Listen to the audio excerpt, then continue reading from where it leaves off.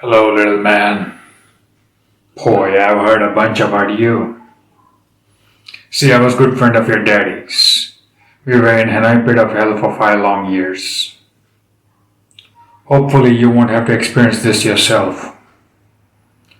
But when two men are in a situation like me and your dad were, we tend to take on each other's responsibilities. If it was me who had not made it, it would be Major Coolidge who would be talking to my son, Jim. But as it turned out, I'm talking to you.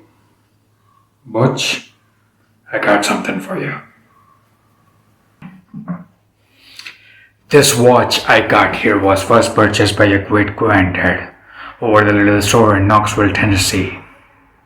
It was purchased by Ernie Coolidge during First World War. This was your great granddaddy's war watch, and he wore that every day in that war. After the war was over, he done his duty, took the watch off his wrist, and he put it in the coffee can, and in can it stayed until your granddad, Dane Coolidge, was called upon by his country to fight the Germans again, and this time they called it World War II. Your great-granddad gave this watch to your granddad for good luck. Unfortunately, Dane's luck wasn't that good as his old man. Dane was Marine and he was killed along with other Marines in the Wake Island. Your granddad was facing death. He knew it. None of those boys had any illusions of getting out alive. So before the Japanese took over the island, your granddad asked a gunman named Funaki, a man he never met before in his life, to deliver this watch to his infant son. 3 days later, he was shot dead. But Funaki kept his word.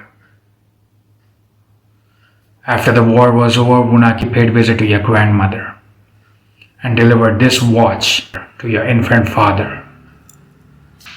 This watch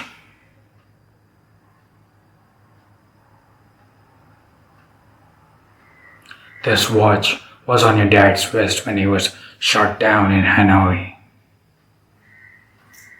He was captured and put in a Vietnamese prison camp.